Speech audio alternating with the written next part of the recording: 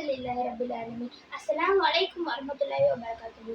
தியாக சிம்மன் முஸஅப் இப்னு உமைர் ரலியல்லாஹு அன்ஹு அவர்களைப் பற்றி பார்ப்போம். முஸஅப் இப்னு உமைர் ரலியல்லாஹு அன்ஹு அவர்கள் மக்காவில் குறைஷி குடும்பத்தில் பிறந்தவர். மிக பெரும் கோடீஸ்வரராக பிறந்த அவர் பிறந்த சில வருடங்களேயே தன் தந்தையை இழந்தார்.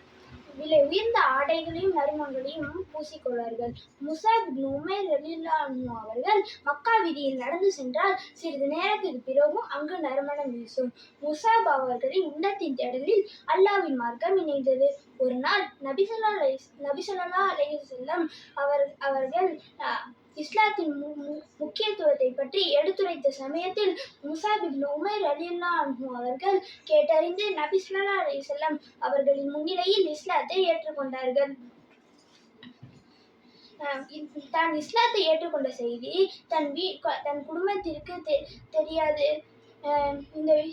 இந்த செய்தி தனது பாசமிகு தாயாருக்கு தெரிய வரும் பொழுது மிகவும் ஆத்திரப்பட்டார். முஸஅப் ரலியல்லாஹு அன்ஹு அவர்களை ஒரு அறைக்குள் பூட்டி வைத்திருந்தார்.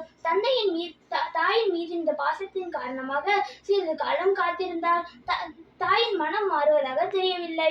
எனவே அனைத்து செல்வங்களையும் விட்டுவிட்டு வீட்டை விட்டு வெளியே வந்தார்.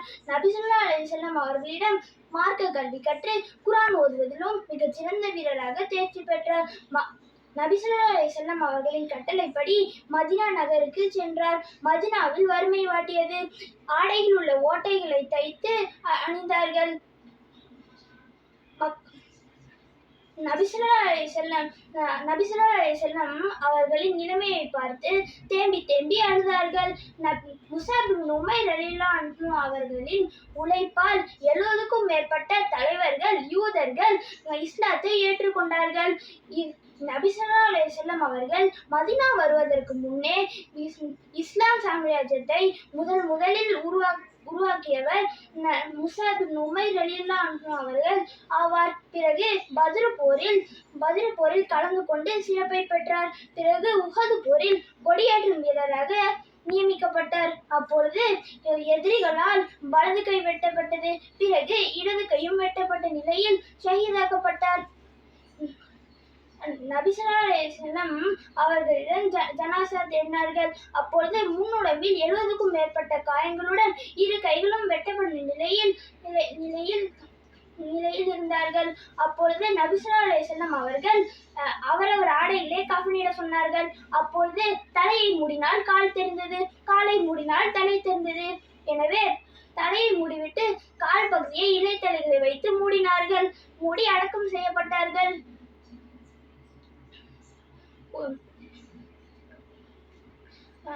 தீனுக்காக முஸஅப் இப்னு உமைர் ரலியல்லாஹு அன்ஹு அவர்கள் செய்த தியாகங்களை வார்த்தைகளால் சொல்ல முடியாது. தாயை பிரிந்து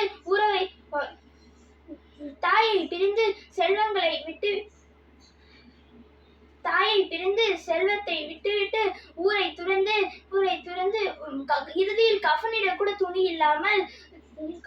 துணி இல்லாமல் ஷஹீதான முஸஅப் ரலியல்லாஹு அன்ஹு அவர்களின்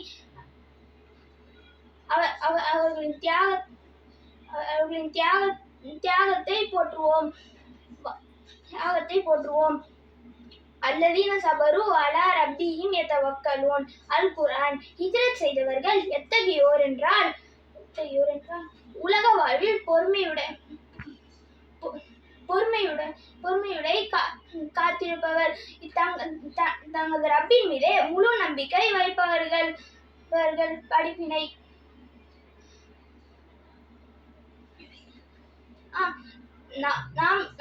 நாம் தீனுக்காக எதை இழந்தாலும் இறைவன் மறுமை நாளில் பல்மடங்கு நமக்கு தருவான் என்ற படிப்பினையை ஏற்றுக்கொள்வோம்.